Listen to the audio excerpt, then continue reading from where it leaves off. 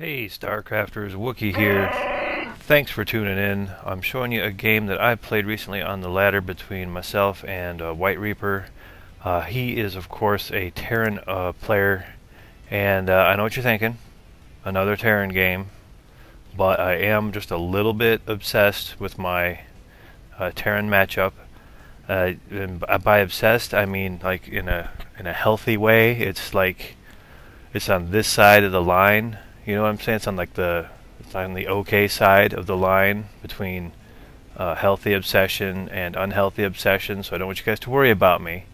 I'm just, I like to spend my free time thinking about my Terran matchup, and sometimes even my non-free time, like when I should be driving or concentrating on my work or whatever. Sometimes I'm thinking about Terran, but still, it's only like 98% of the time. So like 2% of my waking hours, I'm actually thinking about something other than my Terran matchup. So, still clearly a healthy situation for me. And we're going a little bit faster here, but I wanted to show you how this game differs from me versus Dream, in that I play it a little bit differently, and we'll see how it goes. You can see I open very standard. I try to do the same thing every game so that I'm not blaming my my build order, killing an SCV there. Basically eliminating variables. I try to keep the same basic 3 building opening, 2 gates and a cybernetics core, so that I know it's not my build that I'm screwing up or whatever. Like every once in a while I'll try to do something dumb like a 2-gate proxy or a cannon rush, which I cannot pull off, by the way. I always fail those. So you can see here I go with the 4-gate, and if you watched the last video, me versus Dream, I talked about my 4-gate and how it's my best shot at beating a Terran. We can see the warp gate technology just finishing there. These gates only a few seconds behind, maybe like 10, I don't know. It was close, but you want those to line up right when that finishes. But you can see I use this not for a push out. I don't even have a proxy pylon on the map anywhere. I use them to get my expansion down. I go with just a handful of units, and then I've got these 4 gateways here to really put out the units if I need to defend and attack. And I believe I had scouted a little bit, so I didn't see anything crazy coming from here. I think I saw the bunker, which made me believe he was playing. Which one's my vision? That one's my vision. Okay, I lied. I didn't see the bunker. Never mind. I don't see anything here that makes me believe. Was it the second barracks?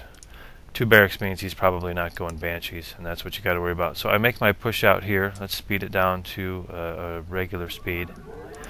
My expansion is up, and at least now I'm moving across the map. Last game, you remember, I just stayed there. I pretty much just stayed there while that nexus finished. But as soon as it was done, I was moving out to take a poke, and now I'm coming down here to see if he has an expansion, and I don't see it. So that makes me think he might be turtled in a little bit. So my thought process here is poke the ramp. If you start taking tank fire, get out of the way. But I don't start taking tank fire. I only see that 1 bunker and a handful of units, and from what I can see at the front, I'm thinking to myself, you can take this, dude. So I just charge on up, and I don't even have a proxy pylon anywhere. I've got this probe here, and all of a sudden I think to myself, I'm gonna need a proxy pylon. This might end up being a push. So I bring the probe up. You can see I'm moving on the minimap into position, but all the units are taken care of by the time that goes down. And I actually went back to my base and had to warp in another round. And I think I made too many probes. Oh, those guys, I forgot to move. Good job, noob.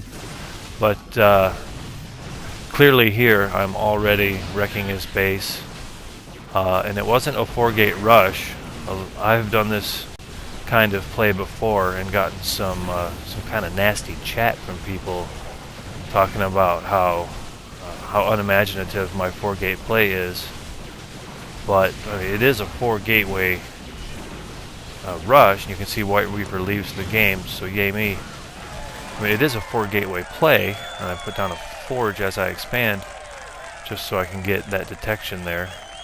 And that's what the cannon is for. You notice this game only one cannon. I mean, the game only took 11 minutes, but still, that's pretty good for me, right? Only getting one cannon.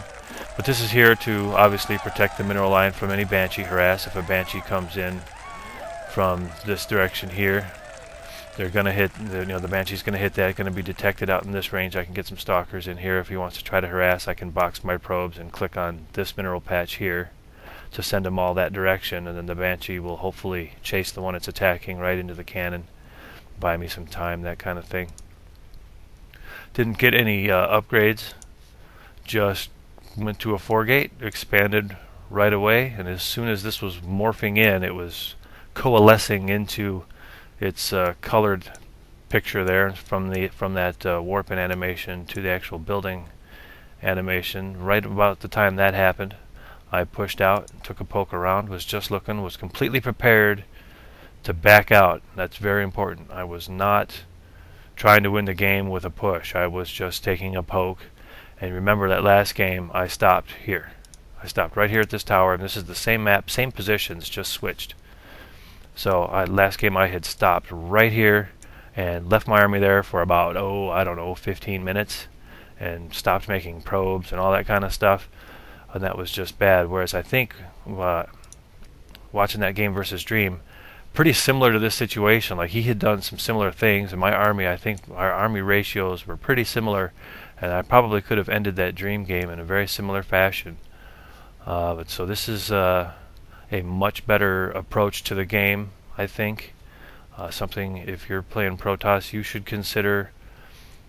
This works nicely for me against a Terran player. Now, I don't know how this Terran player's macro was in relation to what a really good player is. Obviously, I'm playing in the Silver League, so there's going to be a pretty wide range of skill sets there from my opponents. This could have been some slow macro, might have overproduced a little bit. I remember he had a couple or 3 barracks and a factory and a starport and add-ons and had expanded, so his army could have been much more robust, I think, to borrow a term from one of the other casters who likes to describe armies as robust, whose channel you should go check out, by the way. But there you have that. I hope you enjoyed it at least a little bit, or it gave you another look at your Protoss versus Terran matchup, and something you can implement into your game. I may have to try this every single time. Don't screw up the build. Get your 4 gates on time. Remember, versus Dream, mine were late. Expand, defend, and push. Maybe get a win. Who knows, guys? So thank you, WhiteReaper, who didn't make any Reapers, was totally expecting Reapers, but didn't see him. Anyway, thank you, WhiteReaper, for a good game. Good luck. Have fun on your ladder games, guys. Wookie gone.